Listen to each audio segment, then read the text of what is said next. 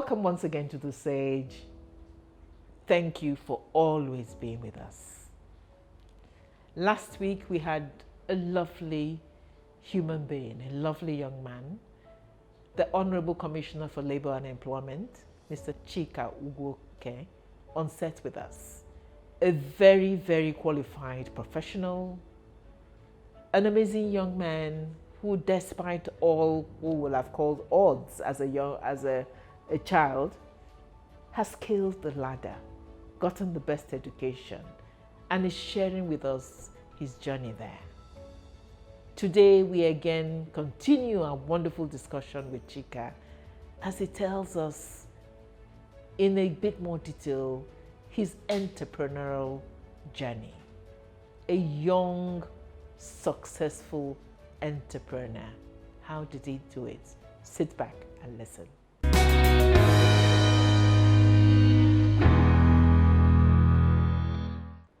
Those days in our place, when you say you want to do business, it means you don't want to go to school. You want to go and apprentice in the market. You want to go an apprenticeship in the market. So because that was the in thing there. Yeah.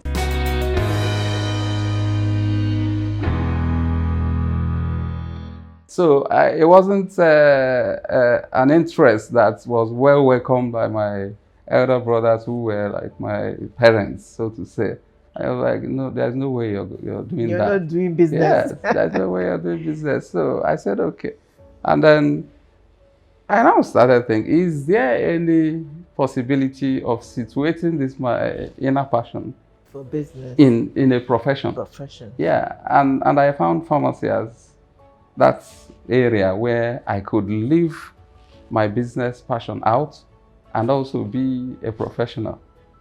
So I chose pharmacy. From that point that this is where I'm going to play. So that's how I came to become a pharmacist.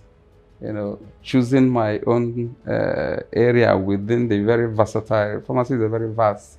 Yes. Choosing to play in the community pharmacy sector, which is business oriented. So, and looking through your bio, yeah. You went abroad. You yes. did a great deal more than traditional pharmacy, and excelled in the pharmaceutical industry there, which is a wonderful thing to have done. We congratulate you. Thank you. But let me lead you on to the next question. Really is, how did you now become the entrepreneur, very successful young entrepreneur that you became?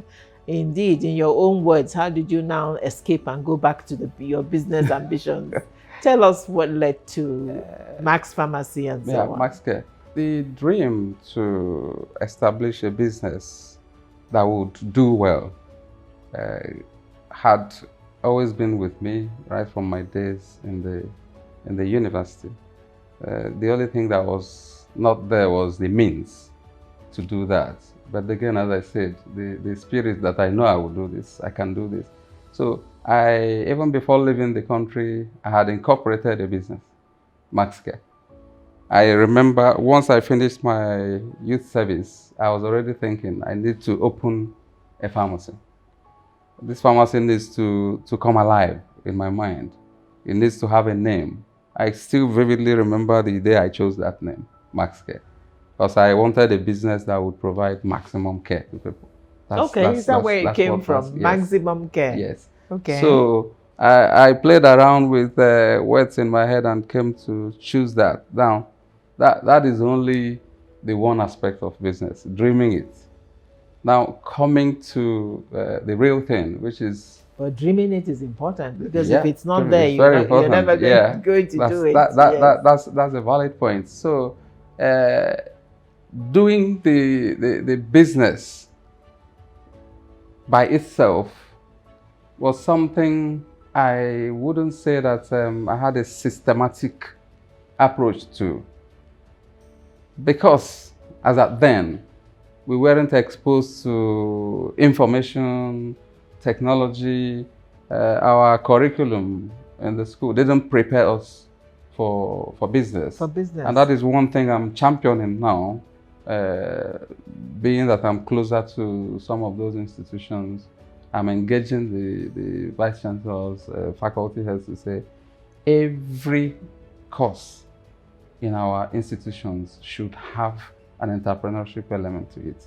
So that when people are coming out, they know how to go about business. Not just that they want to do business. Who teaches them how to start off? How do you make sure you don't fail? How do you navigate all the difficulties there are? So migration from a dreamer to an entrepreneur, for me, wasn't that easy. But then again, whenever I'm passing through difficulty, I'm looking out for that role model. Who has done this? Who has done this before? How did you do it? How do I learn how to do it?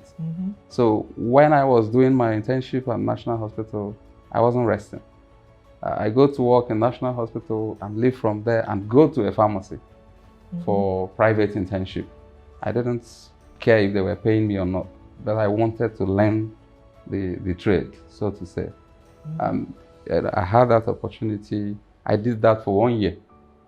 And while I was doing that, I then started, it's a very funny story, but then I would leave National Hospital, jump on a bus from the park at Jabi and go straight to Onitsha to buy drugs from there and then bring them back to Abuja and start supplying retail pharmacies. Wow. At some point, I even claimed that I had somebody abroad that was bringing it. You know, so gradually, before I knew it, I had built a network of people who needed the drugs products. you were bringing in. Okay. So while I was doing internship, migrating to youth service, I was already becoming a big man in my little world. And then I was planning that immediately I finished, I would then set up my own.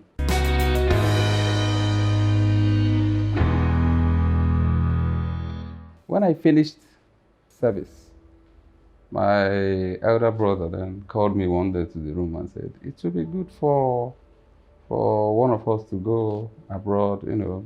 Of course, it's a large family. So it was his decision for me to go to the UK. I didn't plan that. You were already setting up your business I in was your own already mind. ready to set up my business. So after he told me that, I brought out a piece of paper. I recently lost that piece of paper, and it's so painful, where I wrote my plan, going to the UK, the exact day that I wanted to come back to Nigeria, because I had become mindful of the opportunities that we have here. So in a sense, I jackpot. I went to the UK, but my days were all planned from the beginning. Intent on coming back? Yes. I wanted to come back after 10 years. And coming back, I wanted to have my business solidly set up here. I wanted to get my PhD. I wanted to get married. All these things were on that paper. So I had a plan that I was following through. So that pushed me out of the immediate environment. The family plan for me pushed me out of the environment and then sojourned into the UK. Upon arrival to the UK, I had to explore. You know, so my studies and my conversion program then exposed me to an entirely different horizon of opportunities. Then I found my footing in in the domain where I had that passion. So even though I had gone to University of East London, University of Brighton, University of Oxford, I still came back to where I felt was my... But I'm sure those educational opportunities made you a better businessman. Oh yeah, absolutely. They refined all my dreams, my personality, my worldview, everything got refined. And you know what interested me? When I went to Oxford, we had the best lecturers in the world, best professors. And I realized that a good number of them were business oriented. So to say, they were all consultants here and there, having their own biotechnology companies. And I approached them because you would see from the slide, you know, the signature of their own enterprise. You understand? So I thought to myself, okay, so if these guys are also doing business, then who am I to say You can legitimately be a professional, but also a businessman. Yes. Yeah. You see, so let me again interrupt you and say that I'm excited because you have beautifully demonstrated and encapsulated for us when we talk about the young entrepreneur, which I discussed at my opening, because that young entrepreneur educated into business is way ahead. Yeah.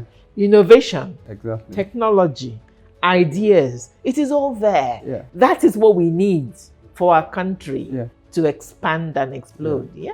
Absolutely. So it's beautiful to see that. Yeah. So, all the opportunities that would come my way, I was quite ready to grab them. Eventually in 2008, I met this man called Kirit Patel. He's an Indian. He was to become my ultimate business role model. Okay. I saw what he was doing. You could see the drive in him. It was infectious. You just need to sit down with him to know that, wow, this man is doing this. He told me his story. He came from Kenya, came to... Patel sounds Asian. Indian. So he came from Kenya, came to the UK, and he was disrupting the pharmacy space. He was doing things that English people couldn't do. And I said, I need to work for this man. So I applied to do my internship in his place. I was lucky. I got taken into that company, and his business reflected exactly that dream that I wanted, all along in my life, but in a wider capacity. He was a man that knew no boundaries. So I took him as an institution for me to learn from. To learn from. Yeah. To model your ideas around. Yes. And, So I worked for him. He also, in his words, he spotted my restlessness. So I was moving quite fast. Being bombarded with responsibilities, you do this, you do that. I told him we are going to take this business to Nigeria someday. So as I was working for him, I was building my network. We would go for conferences, I would network. Interact with people outside the company, and kept building up my knowledge and skills, going through trainings, became a manager, was being invited for all these strategic. So as I was going through the process, I was learning. And in 2013, I told him, I think I want to resign.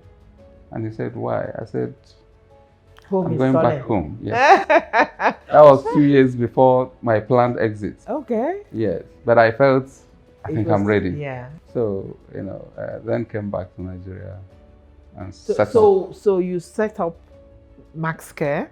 Yeah. And by the time, at this point in time, just tell us how much have you grown in terms of that? Right. You mean at this very point in time, or as at 2013? No, you set it up in 2013, I assume. Okay. Now, I incorporated Max Care in 2003 after my internship. Okay. But because I left, the certificate was just there. So upon return, I set up a small outlet in Enugu State too then. We didn't give much chances, but I had seen a gap in the market that needed to be filled. So I started creeping into that. There were already big boys in the area. Pharmaceutical space. Some of them let me not mention names. Yeah, H-Medic and so on and so forth. H-Medic was there, Yourth, big boys were there. And people kept asking me, how do you want to do this? Being that we were not fully in Nigeria, I was shuffling. But those guys, I made them my customers. Because I could see things that they didn't have. And you started... I started bringing them. So I converted them. Instead of becoming rivals, they became my customers. So they adopted and built me up. I'm going to stop you that and hammer on that. You see, why I had meant to go on to other things, but I'm so excited listening to your story. Yeah. Instead of making them rivals, you made them your customers. Yes, we became partners. I say that to all my budding and young entrepreneurs out there. Yeah. That is what we call strategic thinking, innovation, astuteness, which is all the characteristics of young people, you know. So it is beautiful. Don't think of them as rivals. Think about what is the value I can bring to this market. What can we do together? They may not be conscious of that, but they are helping you grow. Yeah. They are bringing you in, settling you in properly, and when you now grow, you can start challenging them. If you so but desire. It's a big playing field, actually. There's enough for everybody. Yeah, the sky is just there for all the birds to fly and pet. So we started with that little shop in 2013. Fast forward to now, we have 15 outlets, and more are still coming up. We have 4 lined up to open in Abuja this year. We are planning to open in Enugu, and the story has just been that of steady growth. Nigeria is a tough place. I was going to say, how are you surviving? Nigeria is tough. It is. And also, our work ethics are bad. So when you have to deal with people to run your enterprise, how are you dealing with that? That's probably one of the biggest challenges, despite the environmental risks and all that. The human capital issue is quite big, but again, you have to look at somebody is doing it right. What are they doing right? The banks are all over the place. These are people's right. What can I learn from what they're doing? Yeah. So I keep telling my people when they complain, I say the owner of MTN is not here. Why are they here? And they are succeeding. The owners of First Bank, all the banks that are all over the place, is Dangote in his, why is he rapidly growing? We can accept that there may be some circumstances encouraging growth for these guys, but outside that, what can we learn from these people? So we then started to invest in building structure, not to completely eradicate the problem, but to mitigate against some of the obvious fault lines that we do encounter in business. So you build a structure that can curtail some of the difficulties that we encounter in business. And it's an ongoing process. You keep adapting. Unemployment is a problem in Nigeria, quite all right. But the bigger problem is employability of these our young people. They are not taught the ethics of work, so to say. They don't appreciate what it means that I am doing this work. This work is providing my daily bread, so I'm going to take it seriously. We have a system that has miseducated our people about the high speed to wealth, so much materialism. So somebody is coming to work for you, doesn't key into your vision. The person already has an aim. He's coming there to achieve a personal dream, whether the business does well or not.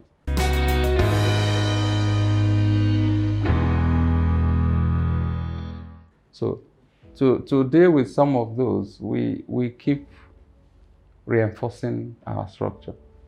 You identify this, you provide a solution to it, they adapt, you adapt. So you have to be constantly on the edge. Training your staff, I must say that we have a lot of good young men and women in this country who are really hardworking, disciplined and productive.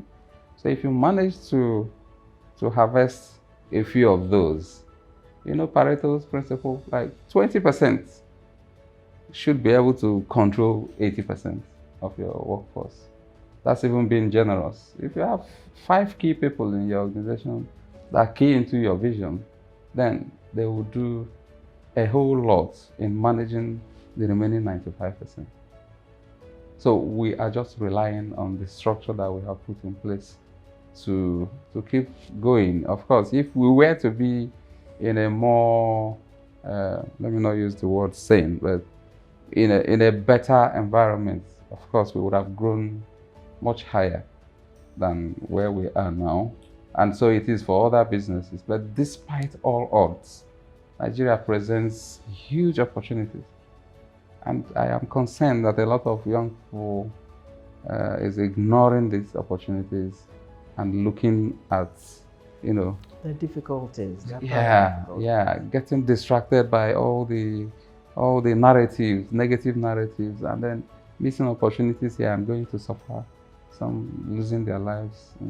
It's so pathetic.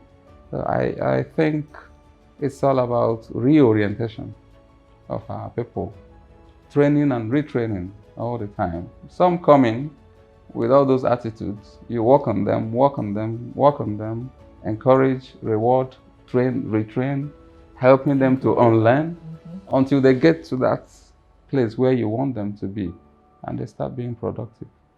There's so many beautiful germs, seeds in what you have said.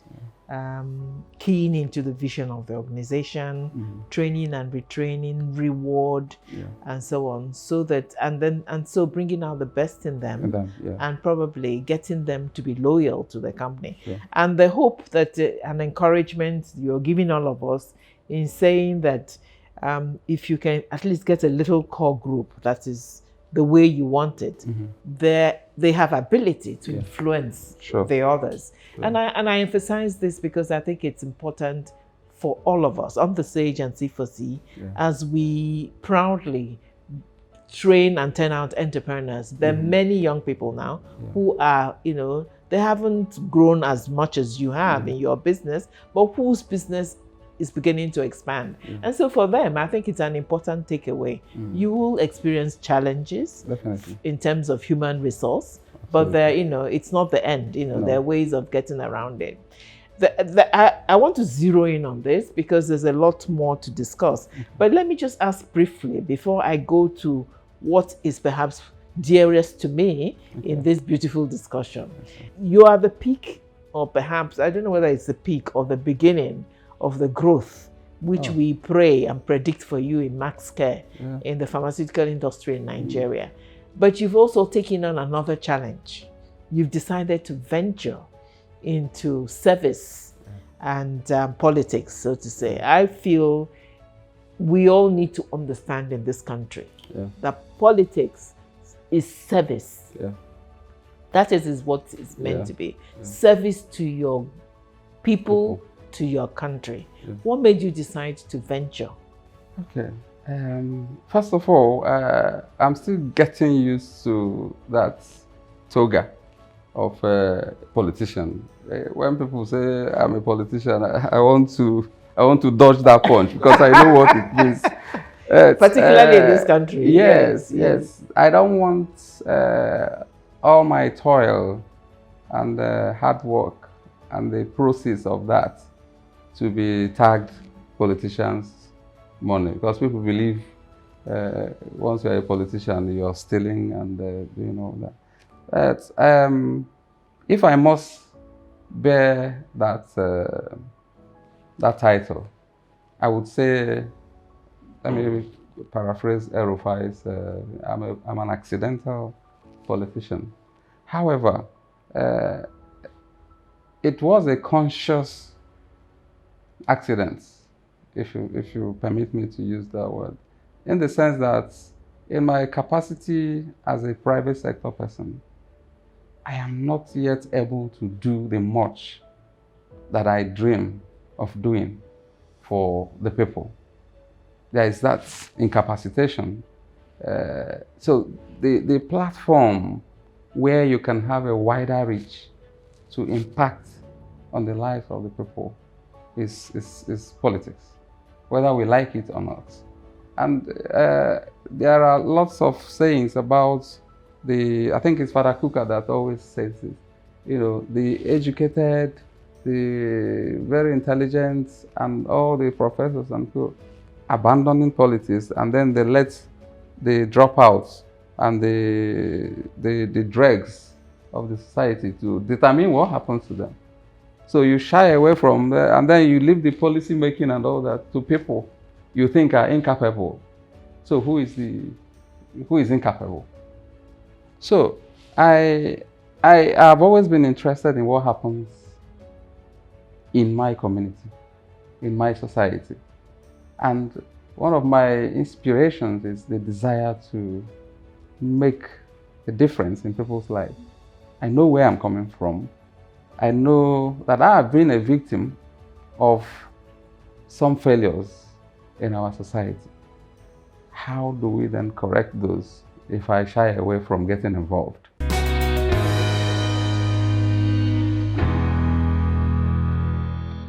What a story. What an amazing entrepreneurial journey for a young man. We could go on listening, for hours to the Honorable Commissioner. But there's still so much to hear, and our time is gone. So once again, we're going to tell you to hang in there with us as we keep you in suspense and finally conclude this amazing, amazing story next week when the Honorable Commissioner will tell us about his last venture into politics and discuss his future plans, believe it or not, with C4C. See you next week. Make sure you're with us. Thank you.